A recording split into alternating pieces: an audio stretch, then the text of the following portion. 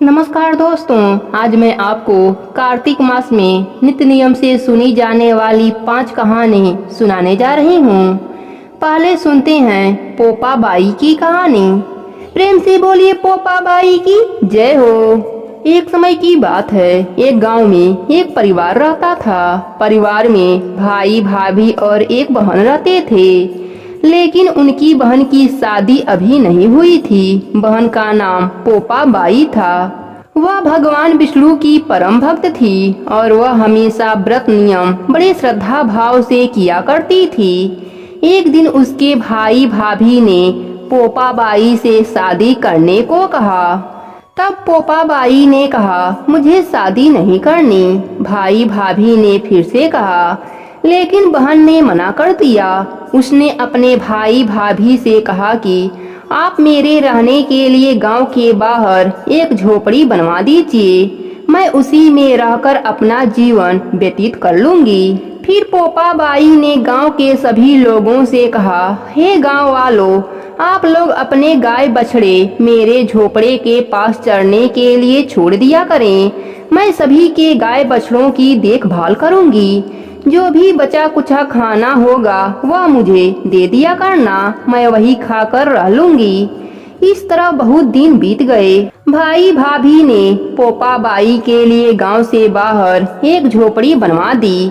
पोपा बाई उसी झोपड़ी में रहने लगी और नित्य नियम से व्रत पूजा पाठ करने लगी। एक दिन उस देश का राजा शिकार खेलने जंगल में जा रहा था। उसकी नजर गांव के बाहर बने पोपा बाई के झोपड़े पर पड़ी। राजा झोपड़े के पास जाकर आवाज लगाने लगा, यहाँ कौन रहता है? जब कोई उत्तर नहीं मिला तो झोपड़े के दरवाजे को खटखटाने लगा। खटखटाने की आवाज सुनकर पोपा बाई ने अंदर से ही पूछा, कौन है बाहर? बार बार दरवाजा क्यों खटखटा रहे हो? क्या काम है? तब राजा ने कहा, मैं इस देश का राजा हूँ और तुम कौन हो? अपने बारे में मुझे बताओ। तब पोपा बाई बाहर निकलकर आई और उसने अपना परिचय राजा को दिया। राजा पोपा बाई को देखकर पोपा बाई पर मोहित हो गया और उसने पोपा बाई से कहा, मैं तुम्हारे साथ विवाह करना चाहता हूँ। लेकिन पोपा बाई ने विवाह करने से मना कर दिया। राजा ने पोपा बाई से विनती की, तुम मुझसे विवाह कर लो। लेकिन पोपा बाई ने कहा, मैं पराये पुरुष का मुंह नहीं देखती, तुम अपने महल लौट जाओ, मैं तुमसे विवाह नहीं कर सकती। राजा ने उसकी बात पर ध्यान नहीं दिया और पोपा बाई को जबरदस्ती उठाकर अपने घोड़े पर बैठाकर महल के तरफ चल दिया। पोपा बाई ने राजा को श्राप दिया कि हे राजा, तेरा राजपाट सब नष्ट हो जाए। महल में पहुंचकर राजा ने अपनी रानी को सारी बात बताई। सारी बात सुनकर रानी ने राजा से कहा कि आप पोपा बाई को सही सलामत झोपड़े में छोड़ आओ। रानी के कहे अनुसार राजा पोपा बाई को उसके झोपड़े पर छोड़ने जा रहा था। रास्ते में पाप की नदी आई, उसमें राजा पोपा बाई के साथ डूब गया। पोपा बाई मृत्यु के बाद जब धर्मराज जी के दरबार में पहुंची, वहां धर्मराज जी ने उसे स्वर्ग का पूरा राज दरबार दे दिया। उसी समय किसी गांव में एक सेठ सेठानी की मृत्यु हो गई। वह दोनों भी मृत्यु लोक से स्वर्ग लोक को आए, लेकिन स्वर्ग का दरवाजा बंद पड़ा था। उन्होंने धर्मराज जी से स्वर्ग का दरवाजा खोलने की विनती की। तब धर्मराज जी ने कहा, इस पर पोपा बाई का राज है। तब सेठ सेठानी ने कहा, हम पोपा बाई को नहीं जानते, कौन है पोपा बाई?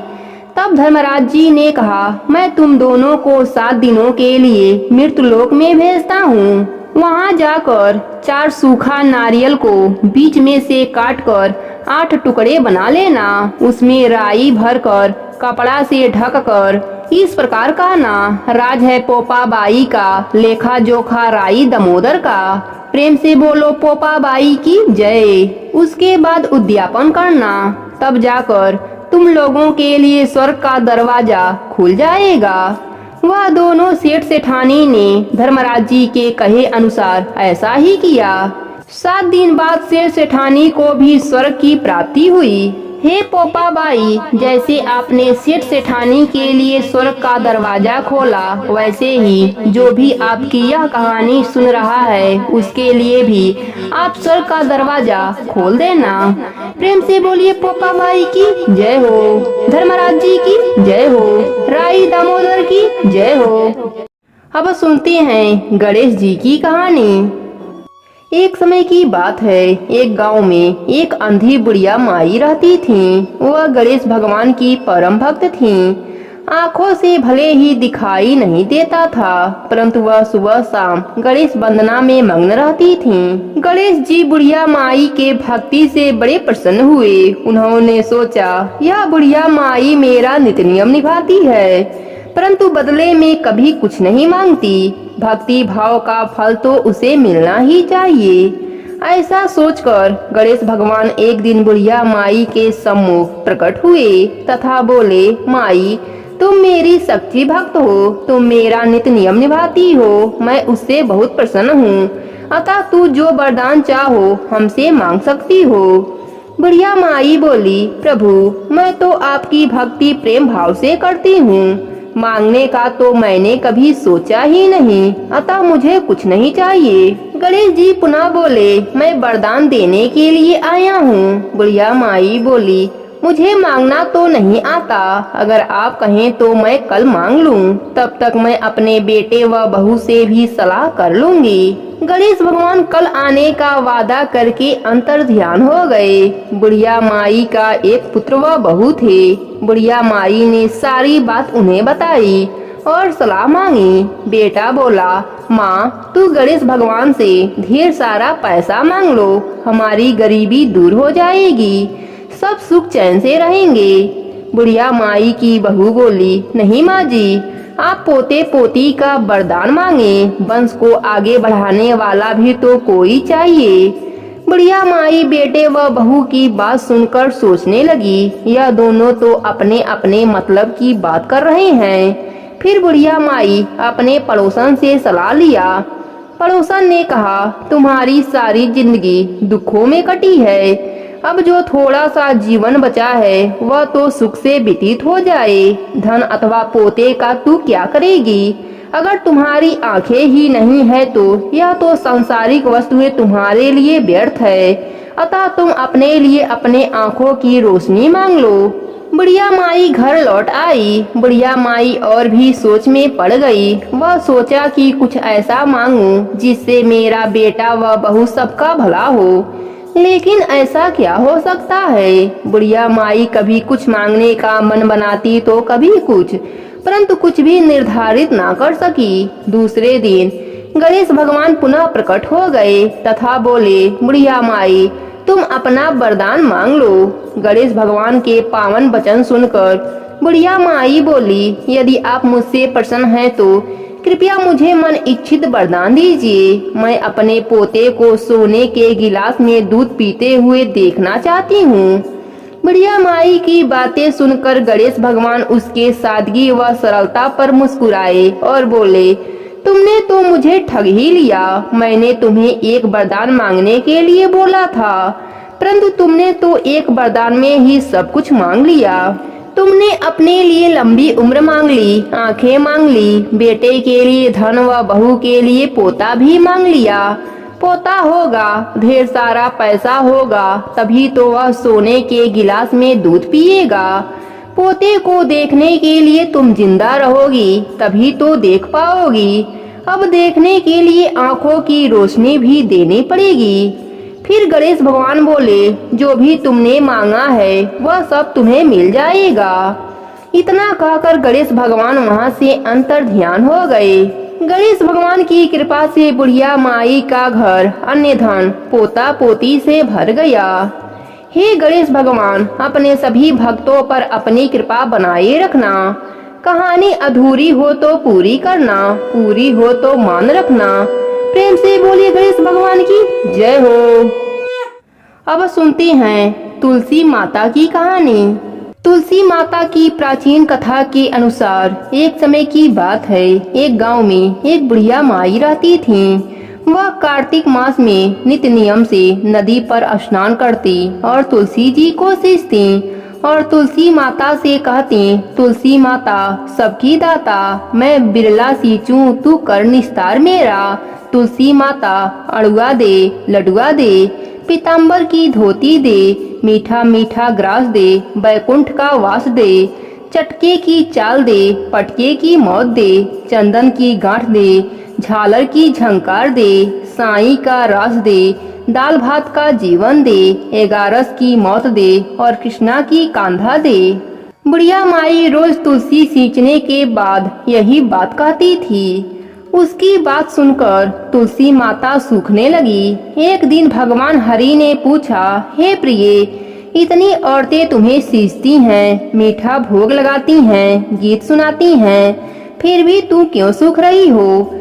तब तुलसी माता ने कहा, प्रभु, एक बुढ़िया माई रोज मेरे पास आती है और रोज मुझसे यह सब कहती है। मैं हर बात पूरी कर सकती हूँ, पर श्री हरि का कान्हा कहाँ से ला कर दूंगी? तब भगवान श्री हरि बोले, जब वह बुढ़िया मरेगी तब कान्हा देने मैं स्वयं आ जाऊंगा। प्रिय, तू चिंता ना कर। कुछ दिनों बाद बुढ़िया माई का देहांत हो गया। बुढ़िया माई के अंतिम संस्कार के लिए गांव के कुछ लोग बुढ़िया माई के मृत शरीर को उठाने लगे, तो वह बुढ़िया इतनी भारी हो गई कि किसी से भी नहीं उठती। सब गांव वाले बोलने लगे कि बुढ़िया माई तो अपने पूरे जीवन में पूजा पाठ करती थी, फिर भी यह मरने के बाद इतनी भारी कैसे हो गई। उधर से बूढ़े ब्राह्मण के रूप में भगवान हरि स्वयं वहां आए और पूछने लगे कि क्या हुआ। तब सभी कहने लगे, बुढ़िया माई का शरीर उठ नहीं रहा है, लगता है यह पाप भी बहुत करती थी, इसलिए यह मरने के बाद भारी हो गई है। तब भगवान के रूप में प्रभु बोले, मुझे इसके कान में एक बात कहने दो, शायद उठ जाए। लोग बोले, ठीक है, आप भी प्रयास कर लो। भगवान हरि बुढ़िया माई के कान में कहने लगे, बुढ़िया माई, मन की निकाल ले, अड़ुआ ले, गड़ुआ ले, पीताम्बर की धोती ले, मीठा मीठा ग्रास ले, बैकुंठ का वास ले, चटके की चाल ले, पटके की मौत ले, चंदन की गांठ ले, झालर की झंकार ले, दाल भात का जीवन ले, 11 की मौत ले और यह श्री हरि का कांधा भी ले ले। इतना कहते ही बुढ़िया माई हल्की हो गई। भगवान अपने कंधे पर उसे ले गए। बुढ़िया माई को मुक्ति मिल गई और वह श्री हरि के साथ बैकुंठ धाम चली गई। हे तुलसी माता, जैसे आपने बुढ़िया माई पर अपनी कृपा करी, वैसे ही अपने सभी भक्तों पर अपनी कृपा बनाए रखना। कहानी अधूरी हो तो पूरी करना, पूरी हो तो मान रखना। प्रेम से बोले तुलसी माता की जय हो। अब सुनते हैं कार्तिक स्नान की कहानी। एक समय की बात है, एक गांव में एक बूढ़ी औरत अपने बहू के साथ रहती थी। बहू बहुत सुंदर और संस्कारिक थी। सास हर साल कार्तिक स्नान व पूजा पाठ करती थी। एक बार जब कार्तिक का महीना आया तो सास ने अपने बहू से कहा, बहू, मैं कार्तिक स्नान के लिए जा रही हूँ। बहू बोली, ठीक है माँ जी। फिर बहू ने कहा, माँ जी, मैं भी आपके साथ कार्तिक स्नान के लिए जाना चाहती हूँ। तो सास ने कहा, नहीं बहू, तुम्हारी अभी पूरी उम्र पड़ी है, अभी तो तुम्हारे खेलने खाने का दिन है, बाद में कर लेना कार्तिक स्नान। अभी तुम मेरे साथ गई तो घर का काम कौन करेगा। इतना सुनने पर बहू मान गई और बुढ़िया अपना सामान लेकर गंगा किनारे रहने चली गई। इधर बहू का बहुत मन होता कार्तिक स्नान करने का। बहू अंदर जाकर सोचती है कि बर्तनों में पानी मिल जाए तो मैं घर पर ही कार्तिक स्नान कर लूं। एक बर्तन में थोड़ा सा पानी बचा था। बहू उसी से स्नान करने बैठ गई और कहने लगी, मन चंगा तो कठौती में गंगा। इतना कहते ही गंगा माता आई और उसके सारे बर्तन भर दिए। बहू ने खूब स्नान किया। इसी तरह बहू रोज सवेरे जल्दी उठती और स्नान करती। एक दिन सास जब नदी में स्नान कर रही थी तो उसके कान की एक बाली नदी में बह गई। उसने बहुत ढूंढा पर बाली नहीं मिला। इधर बहू नहाने बैठी, उसने फिर से वही शब्द कहे, मन चंगा तो कठौती में गंगा। फिर गंगा माता आई और बहू स्नान करने लगी। गंगा के पानी के साथ बहकर वह कान की बाली भी वहां आ गई। जब बहू ने उस बाली को देखा तो उसने उसे पहचान लिया कि यह बाली तो माँ जी की है। जब उसकी सास कार्तिक स्नान समाप्त हुआ तो घर आई तो वह बहुत दुखी थी। बहू ने पूछा, माँ जी क्या हुआ, आप इतना दुखी क्यों हैं? तब सास ने सारी बात अपने बहू को बताई। फिर बहू ने कान की बाली लाकर अपने सास को दिया। उसकी सास ने पूछा, यह तुम्हारे पास कैसे आई? मैं तो नदी में बाली को बहते हुए देखा था। तब बहू ने सारी बात अपने सास को बताई कि कैसे वह नहाते समय गंगा माता को याद करती और वह हर रोज आती थी और मैं स्नान करती थी। सास मन ही मन बहुत खुश हुई और सोचने लगी कि मेरी बहू कितनी संस्कारिक और मन की साफ है। तभी तो गंगा माँ खुद यहाँ आती थी और इसको कार्तिक स्नान कराती थी। अब तो हर साल सास बहू मिलकर कार्तिक स्नान करती और कथा कहानी सुनने लगी।